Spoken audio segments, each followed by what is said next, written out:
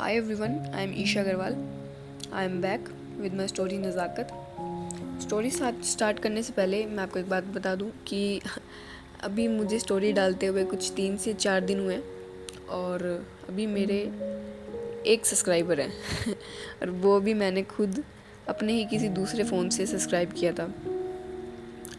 तो मुझे बस ये कहना था कि आप लोगों में से कोई भी जब मुझे सब्सक्राइब करे या कि जो मेरा पहला सब्सक्राइबर होगा तो प्लीज़ जब भी सब्सक्राइब करे तो मेरी एक वीडियो में कमेंट कर दे कि मैं आपका पहला सब्सक्राइबर हूँ, क्योंकि मुझे अपनी इस जर्नी के अंदर उस अपने पहले सब्सक्राइबर को हमेशा याद रखना है. तो ताकि मुझे पता चल जाए कि किसने मुझे सब्सक्राइब किया और उसका नाम मुझे हमेशा याद रहे, तो प्लीज़ मुझे बताइएगा, कमेंट कीजिएगा कि मैं आपका पहला सब्सक्राइबर हूँ जब भी आपका कोई करे. और अगर आप प्लीज़ मुझे सब्सक्राइब कर रहे हैं तो हमेशा मुझे सपोर्ट कीजिएगा.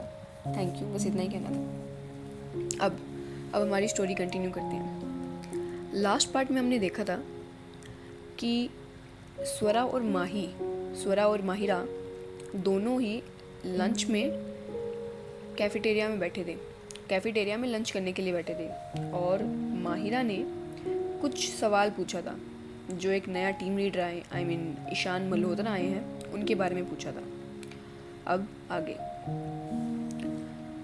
माहिरा का जवाब देते हुए स्वरा बड़े ही कामली कहती है, आई डोंट नो.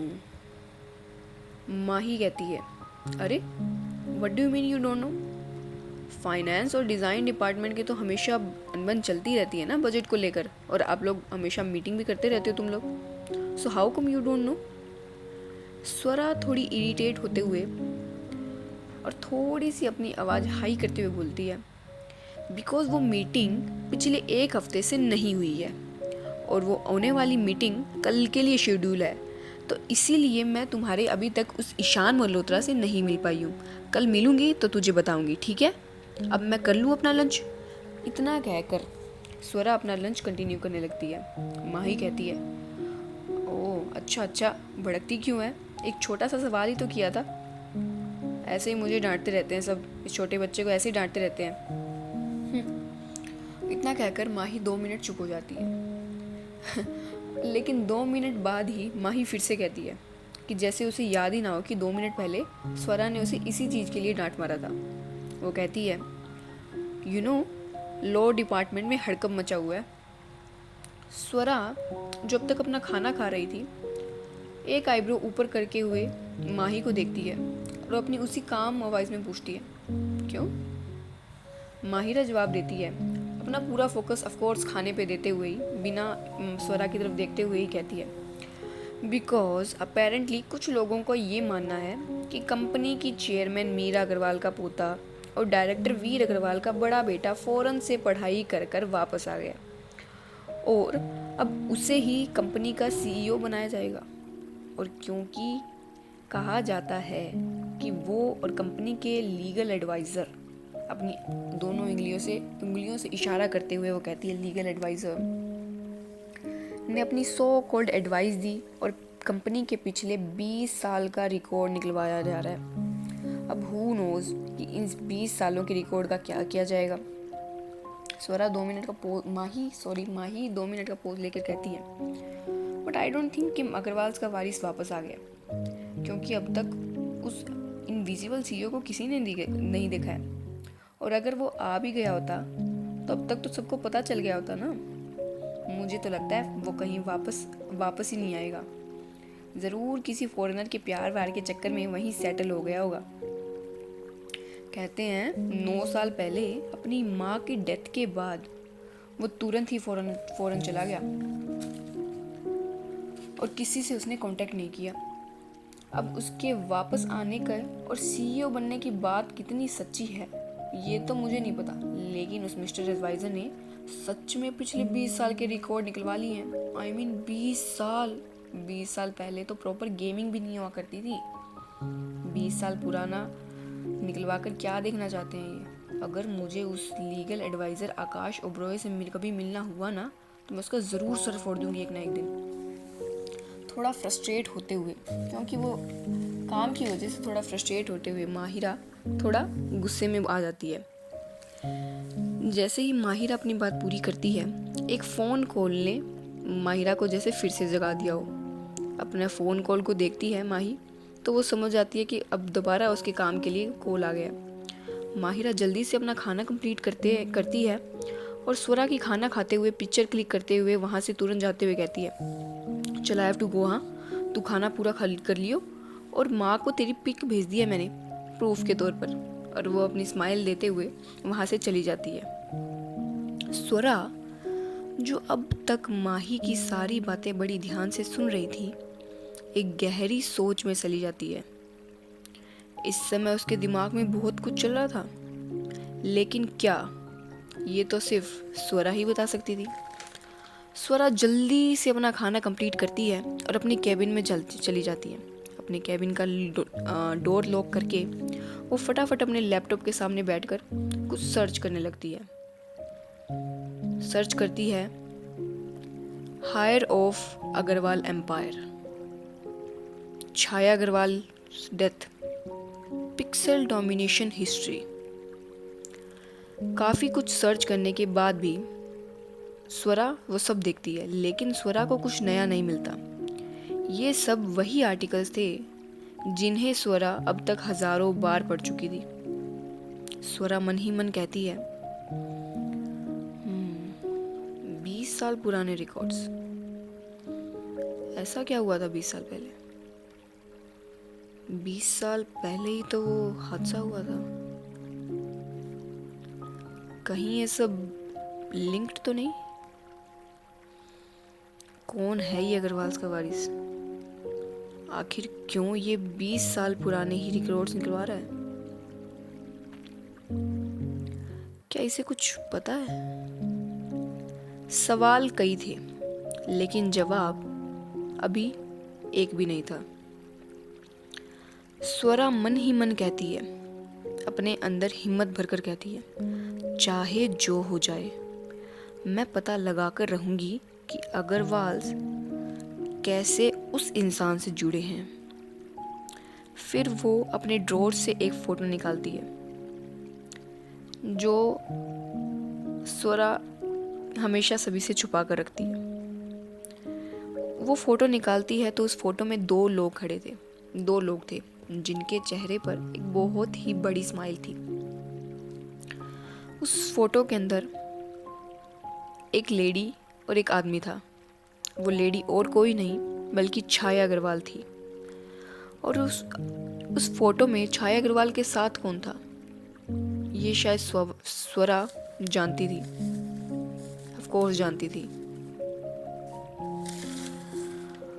और वो अपनी उस फोटो को दोबारा उस ड्रॉर में रख देती है।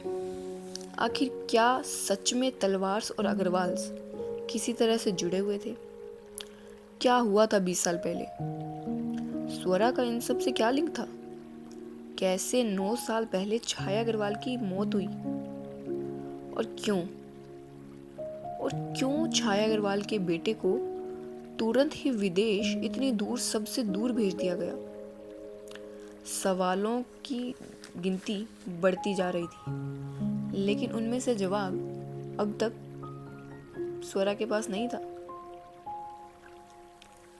स्वरा उन चीज़ों को ज़्यादा ड्रैग नहीं करती और बाकी का दिन फिर सबका यूं ही चला जाता है। उस रात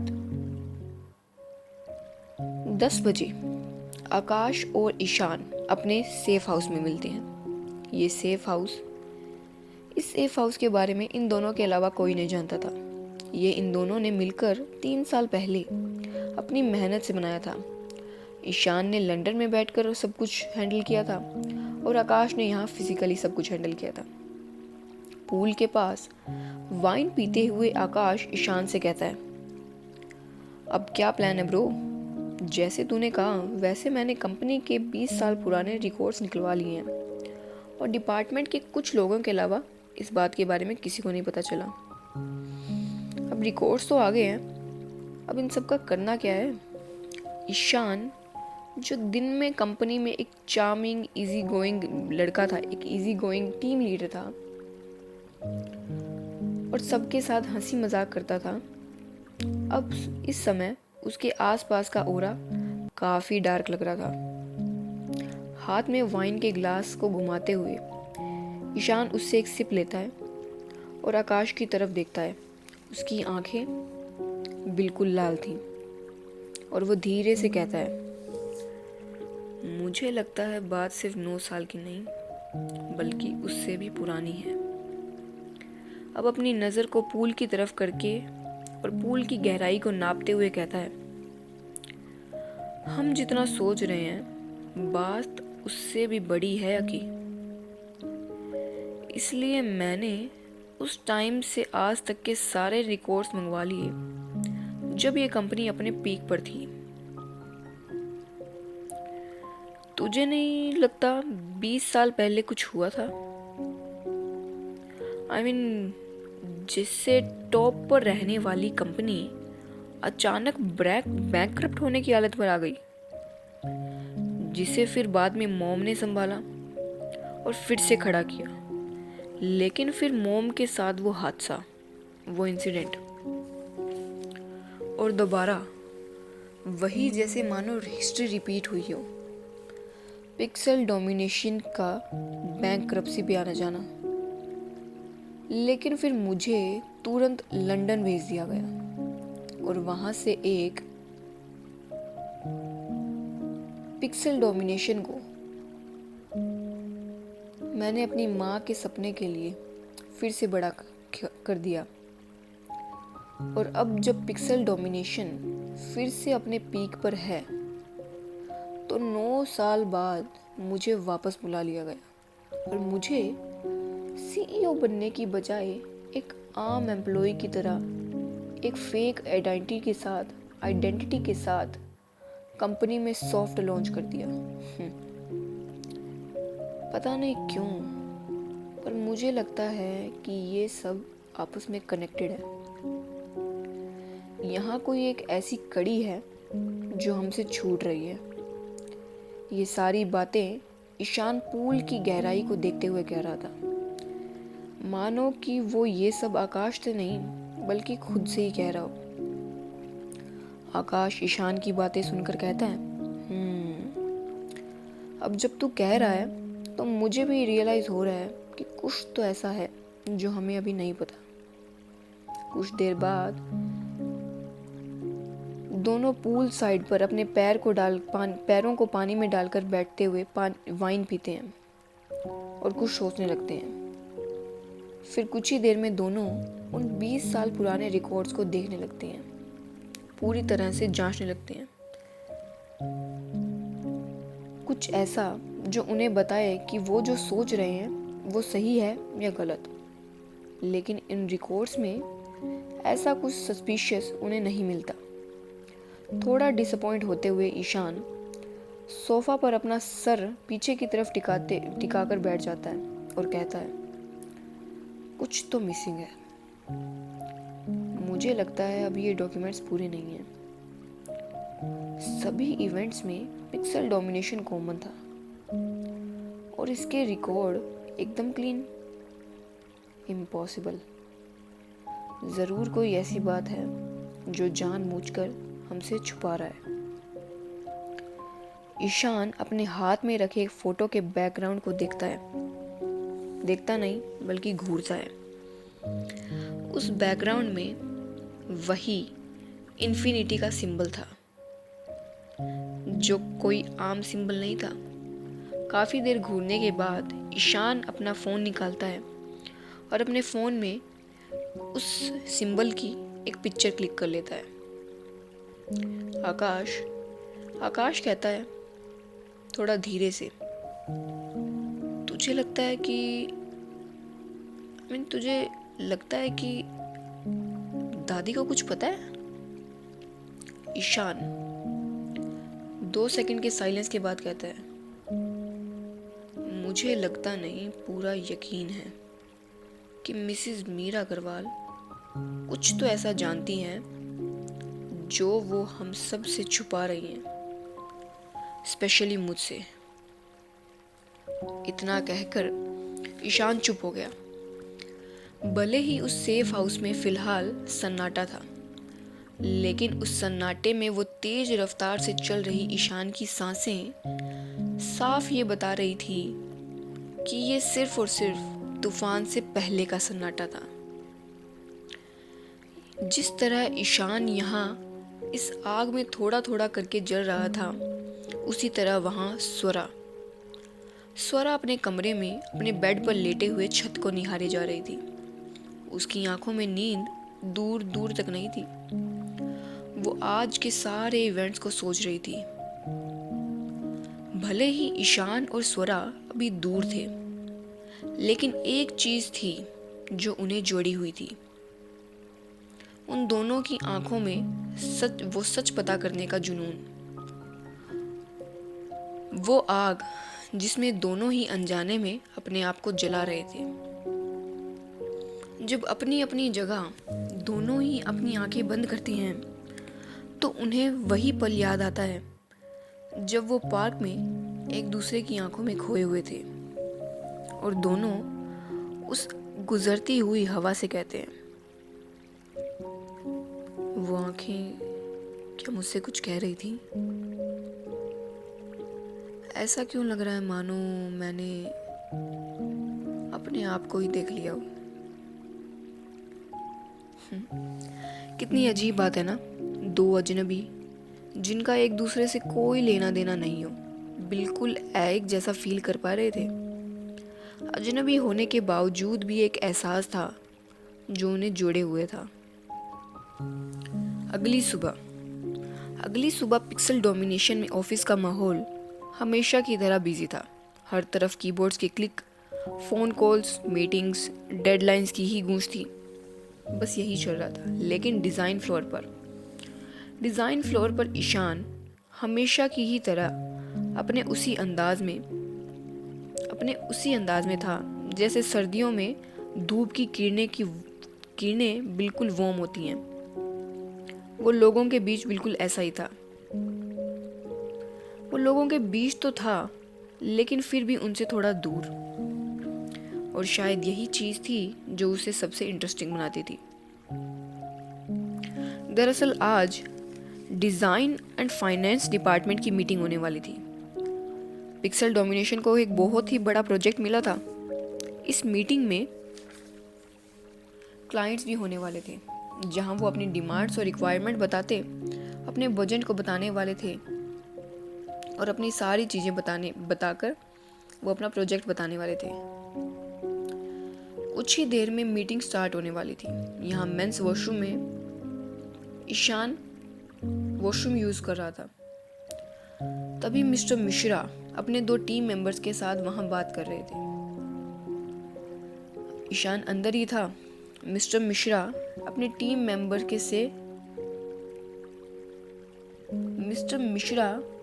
के टीम मेंबर्स में से कोई एक कहता है, सर आपको पता है कि कंपनी में रूमर्स हैं कि मीरा अग्रवाल का पोता लंदन से अपनी पढ़ाई करके पूरी करके इंडिया वापस आ गया है और सब कह रहे हैं कि वो 9 साल बाद वापस आए हैं और 9 सालों में उन्होंने किसी से भी कांटेक्ट नहीं किया और अब जब वो वापस आ गए हैं तो उन्हें कंपनी का सीईओ बनाया जाएगा। मिस्टर मिश्रा अपने अपनी एरोगेंस में थोड़ा इधर उधर देखते हैं और अपने उस एम्प्लॉय को हाथों से कान के पास आने के लिए इशारा करते हैं। वो दोनों एम्प्लॉयज भी मिस्टर मिश्रा की बात मानकर अपने कान मिस्टर मिश्रा के आगे करते हैं। मिस्टर मिश्रा बात तो थोड़ा धीरे ही कहने वाले थे, लेकिन उनकी आवाज़ ही ऐसी थी कि वो दीवारों तक भी सुन जाए। मिस्टर मिश्रा अपनी उसी एरोगेंट भरी आवाज़ में कहते हैं, ये एक सीक्रेट है, किसी को बताना नहीं, ठीक है? वो दोनों एम्प्लॉयज़ जल्दी से हाँ में अपना सर हिलाते हैं। मिस्टर मिश्रा अपनी बात आगे कंटिन्यू करते हुए कहते हैं, दरअसल मैं कंपनी के होने वाले सीईओ को पर्सनली जानता हूँ। और इतना कहकर मिस्टर मिश्रा चुप हो जाते हैं। ये सुनकर उन दोनों एम्प्लॉयज़ की आंखें एकदम बड़ी हो जाती है शॉक में। ईशान जो अंदर बैठे अपने बारे में गॉसिप सुन रहा था, मिस्टर मिश्रा की लास्ट वाली लाइन सुनकर उसे हंसी आ जाती है। और वो बाहर निकलता है और ड्रामेटिकली एक्टिंग करते हुए शौक होने का नाटक करते हुए कहता है, क्या सच में मिस्टर मिश्रा ये सच है? आप क्या सच में हमारे फ्यूचर सीईओ को जानते हैं? अचानक से इस तरह किसी के आ जाने से वो तीनों थोड़ा हड़बड़ा जाते हैं। मिश्रा जी और उनकी टीम ईशान से पहले मिल चुकी थी और मिश्रा जी ईशान से बहुत जेलस भी फील किया करते थे, क्योंकि डिज़ाइन और कोडिंग डिपार्टमेंट की लाइमलाइट ईशान ने एक ही हफ्ते में चुरा ली थी। इसीलिए जब उन्हें अपने आप को पावरफुल साबित करने का मौका मिला तो उन्होंने अपने आप को संभालते हुए अपनी बात पूरी करते हुए कहा, ओह ईशान, अब हाँ ये बिल्कुल बिल्कुल सच है। भला मैं क्यों झूठ बोलूँगा? एक्चुअली हमारा सीईओ, फ्यूचर सीईओ किसी टाइम में मेरा जूनियर था और मुझे अपना मेंटोर समझता था। इन 9 सालों में भले ही उसने किसी से कांटेक्ट नहीं किया हो, लेकिन वो जब भी किसी प्रॉब्लम में होता तो सबसे पहले किसे फ़ोन करता? किसे? मिस्टर मिश्रा अपने सामने तीनों जनों को एकदम क्वेश्चन की नज़रों से देखते हैं। ईशान जो अपने हैंड वॉश करके उनके पास खड़ा होकर फेक शौक होने का एक्सप्रेशन देते हुए थोड़ा सोचने का नाटक करते हुए कहता है, अपनी फैमिली को? मिस्टर मिश्रा थोड़ा डिसअपॉइंटेड लुक देते हुए कहते हैं, अरे नहीं, मुझे कॉल करता था और फिर मैं उसकी इस प्रॉब्लम्स को सॉल्यूशन उसे बताता था। ईशान और बाकी के दोनों एम्प्लॉयज़ बिल्कुल शॉक हो जाते हैं। ईशान शॉक होने के बहाने अपने मुंह पर हाथ रखता है और अपनी हंसी को रोकने की कोशिश करता है। अब ईशान कहता है, मिस्टर मिश्रा, अगर आप हमारे फ्यूचर सीईओ को जानते हैं तो क्या आप मुझे प्लीज़ उनसे मिलवा सकते हैं? एक्चुअली वो मेरे रोल मॉडल हैं। कैसे इतनी दूर से उन्होंने इस कंपनी को कहाँ पहुँचा दिया। प्लीज़ देखिए ना, अगर कुछ हो सके तो। बाकी के दोनों एम्प्लॉयज़ भी ईशान की बात सुनकर ज़ोर से अपना हिस्सा हिलाते हैं कि मानो उन्हें भी अपने फ्यूचर सीईओ से मिलना हो।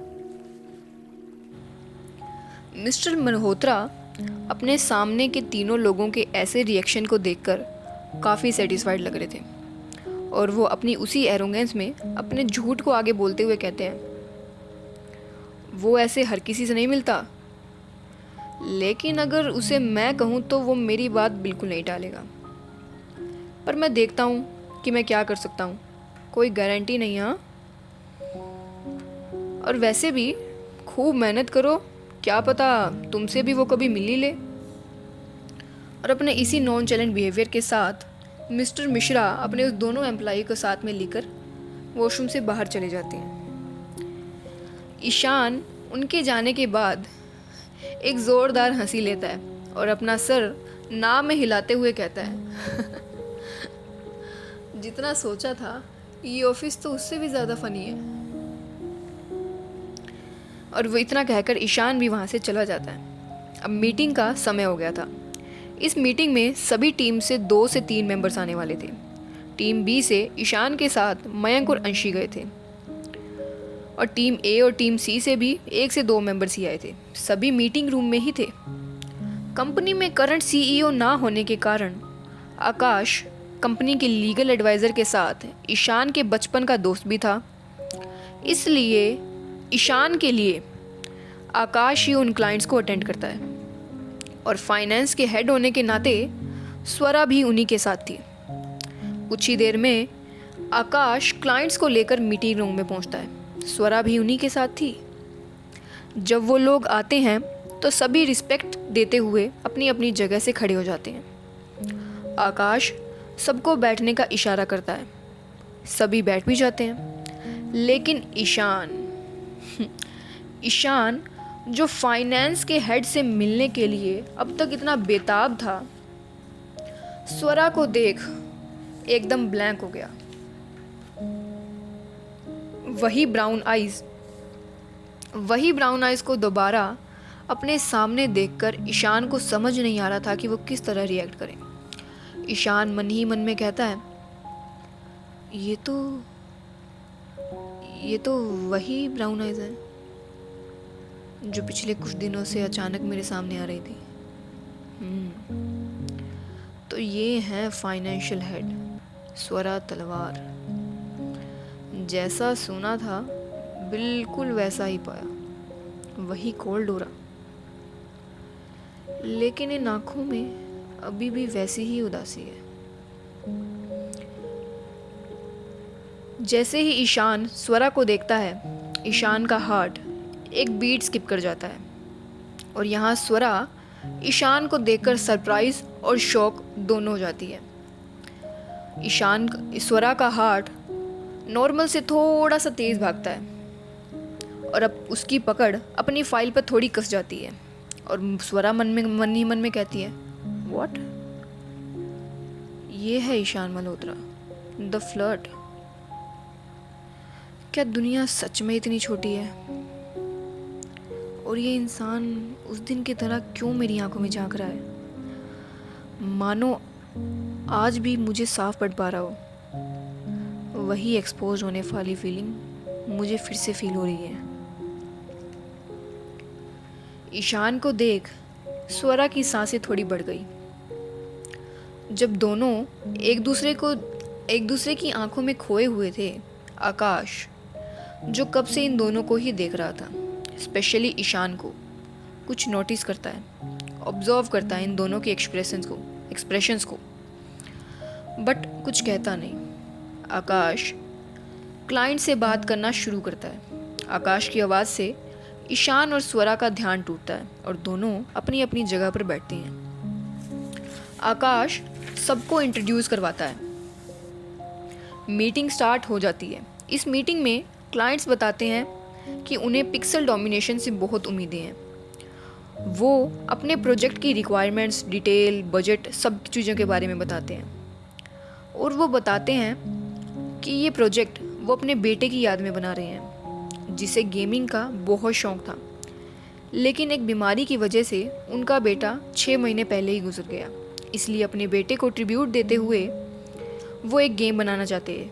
एक्चुअली ये क्लाइंट्स एक कपल था जो स्पेशली इस गेम के लिए बेस्ट गेमिंग कंपनी ढूंढ रहे थे। पिक्सल डोमिनेशन के बारे में पता करते ही सिंगापुर स्पेशल अपने बेटे के लिए गेम बनवाने के लिए ये यहाँ आए थे।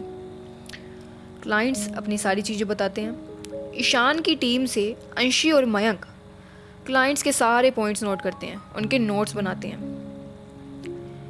इस पूरी मीटिंग में स्वरा और ईशान एक बार भी एक दूसरे की तरफ नहीं देखते, लेकिन इन दोनों को ही सामने वाले की प्रेजेंस का एहसास था और अनजाने में ही सही, लेकिन दोनों की ही सांसें नॉर्मल से थोड़ी तेज थी।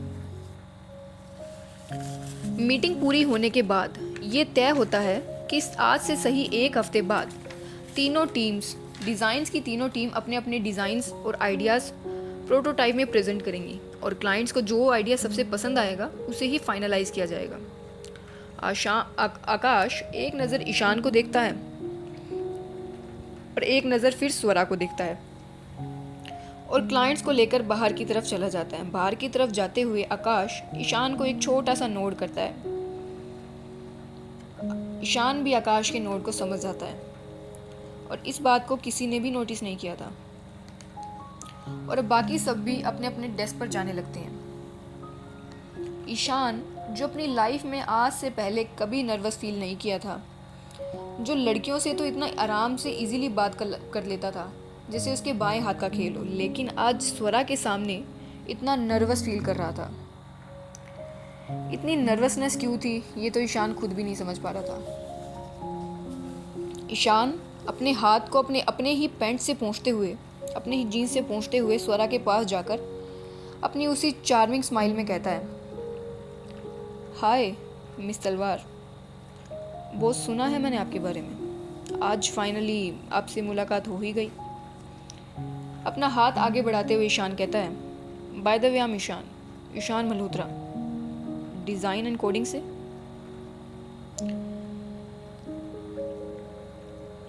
स्वरा हैंडशेक नहीं करती। पहले वो अपनी आईब्रो उठाकर ईशान के उस वेनी हाथ को देखती है और फिर एक बार ईशान को देखती है।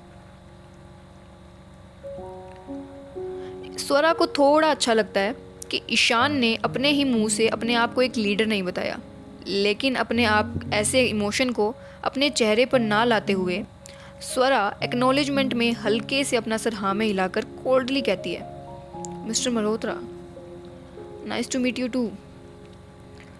सुना तो मैंने भी बहुत कुछ है आपके बारे में। इतना कहकर स्वरा चुप हो जाती है। स्वरा ने ईशान का हाथ नहीं मिलाया था, लेकिन ईशान भी ज़्यादा माइंड ना करते हुए अपने कंधे थोड़े से उचकाकर अपना हाथ पीछे कर लेता है और अपनी उसी स्माइल में कहता है, होप कि आपने सब कुछ अच्छा ही सुना होगा मेरे बारे में। स्वरा ईशान के ऐसे नॉन चैलेंट बिहेवियर को ऑब्जर्व करती है, लेकिन उस पर कुछ कमेंट ना करते हुए कहती है, of course all good things, लेकिन उम्मीद है नेक्स्ट टाइम आपसे ज़्यादा आपके काम के बारे में सुनने को मिले। और 2 सेकंड का ड्रामेटिक पोज लेते हुए स्वरा कहती है, नाउ एक्सक्यूज़ मी प्लीज़। और इतना कहकर स्वरा उस मीटिंग रूम से बाहर चली जाती है। स्वरा का असिस्टेंट शिवम ईशान को ग्रीट करके स्वरा के पीछे निकल जाता है। ईशान अग्रवाल, जिसके काम की तारीफ पूरी दुनिया करती थी, जिसके काम के ऊपर कभी कोई उंगली उठा ही नहीं सकता था, उसके काम के रिलेटेड आज किसी ने उससे कुछ कहा, और लेकिन फिर भी ईशान को बिल्कुल बुरा नहीं लगा। ईशान को एक अलग सी फीलिंग आई अंदर से, एक बटरफ्लाई वाली फीलिंग।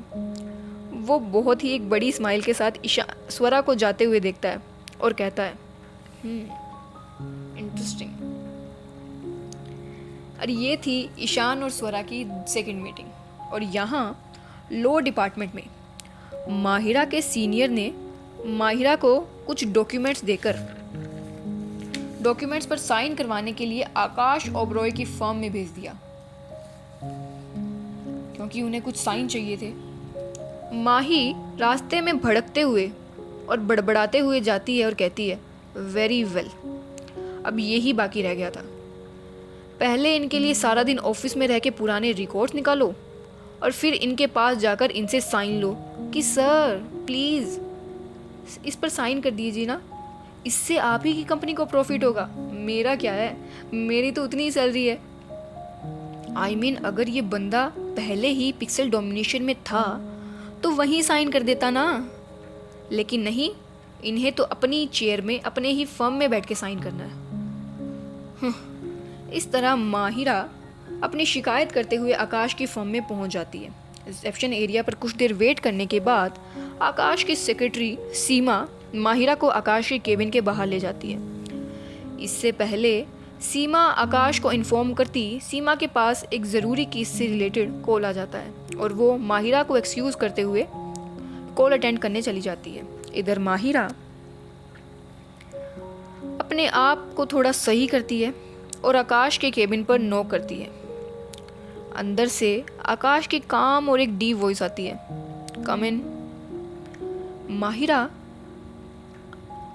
अंदर आती है और देखती है कि white shirt, dark blue pants में एक 6 फुट का लंबा चौड़ा मस्कुलर लड़का, जिसके काले बाल जो थोड़े बिगड़ गए थे, शायद बार बार हाथ लगाने से वो अपनी जगह से थोड़े हिल गए थे, लेकिन ये हिले हुए बाल थोड़े ज़्यादा अच्छे लग रहे थे। एक ब्लू कोट जो स्टैंड पर लटक रहा था, शायद उस लड़के ने उसे संभाल कर कुछ देर पहले ही उसे रखा हो। उस लड़के ने अपनी स्लीव्स को रोल करके एल्बो तक ला रखा था और उसके हाथ में वो चमकती हुई महंगी ब्रांडेड वॉच उसके ओरा को और भी ज़्यादा इंटिमिडेटिंग बना रही थी।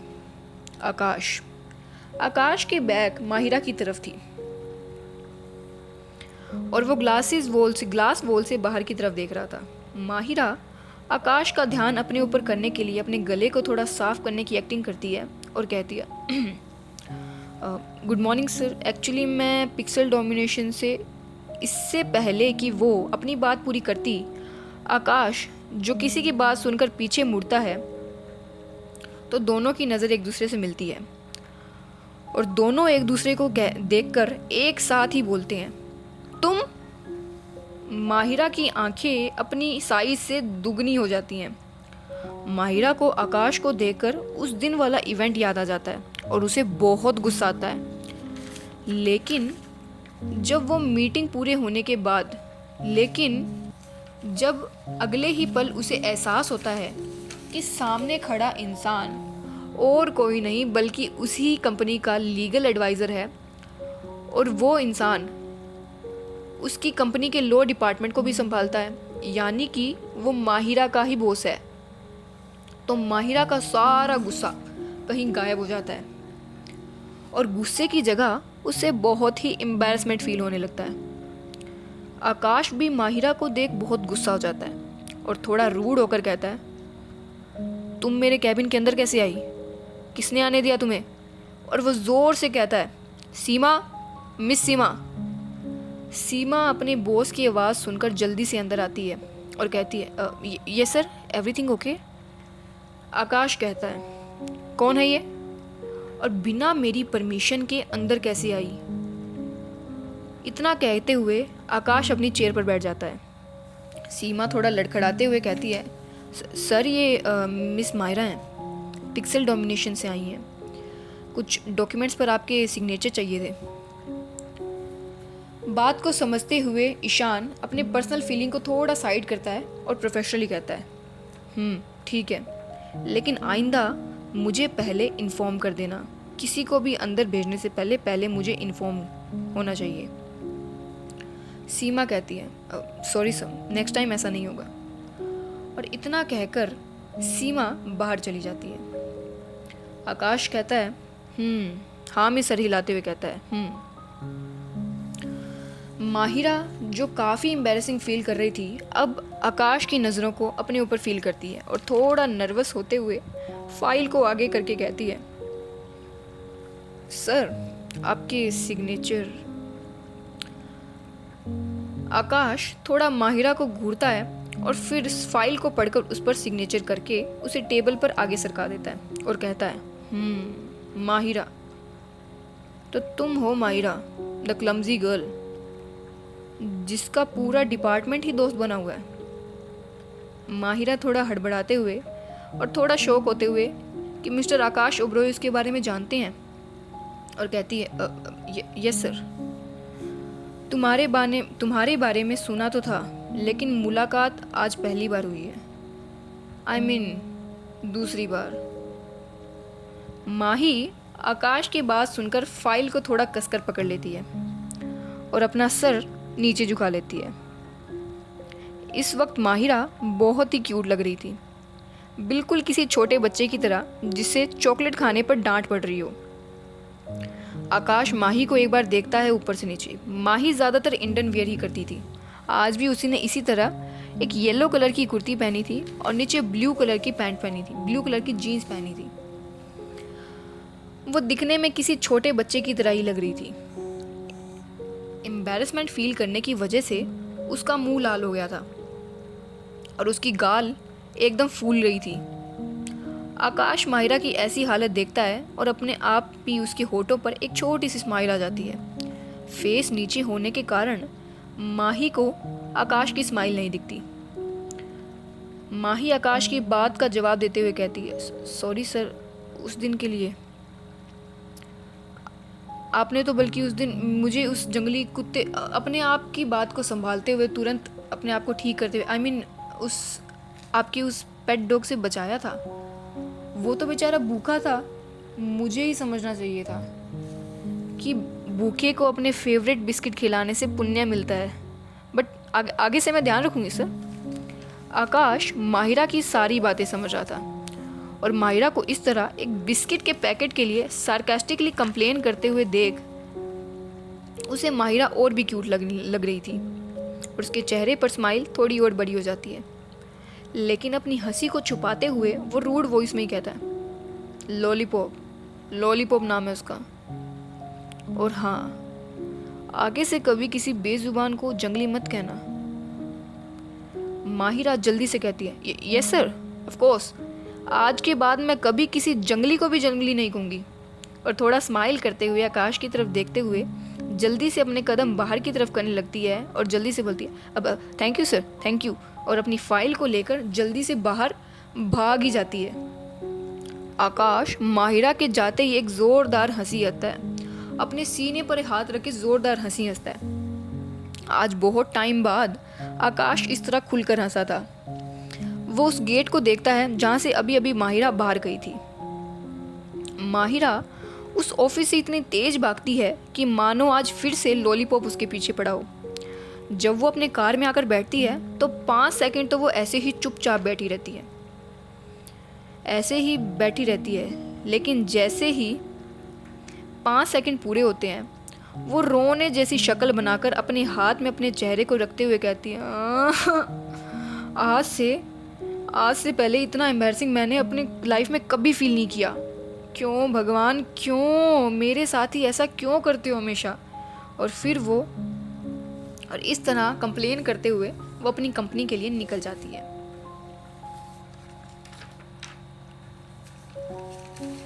यहाँ ईशान और स्वरा की अनएक्सपेक्टेड मीटिंग के बाद दोनों ही एक दूसरे के बारे में सोच रहे थे। जब से दोनों की आंखें पार्क में पहली बार मिली थी, तब से ही एक इनविजिबल स्ट्रिंग से ये दोनों जुड़ गए थे। और आज दोबारा एक दूसरे को देखने के बाद वही फीलिंग इन दोनों को आती है। पहली बार एक दूसरे को देखने में जो आई थी, वही फीलिंग दोबारा आने लगती है इन्हें। लेकिन ये सब दोनों के लिए ही काफ़ी नया था। ईशान अपने आप को एक हफ्ते बाद होने वाली मीटिंग के लिए तैयार करने लगता है और स्वरा भी अपने आप को काम में बिजी कर लेती है। सभी टीम्स, डिज़ाइन एंड कोडिंग की सभी टीम्स अपने अपने डिज़ाइन के लिए मेहनत करने लगती है। टीम बी में ईशान और मयंक और अंशी ने अपने नोट्स से वो सारे के सारे नोट्स जो भी उन्होंने बनाए थे वो अपनी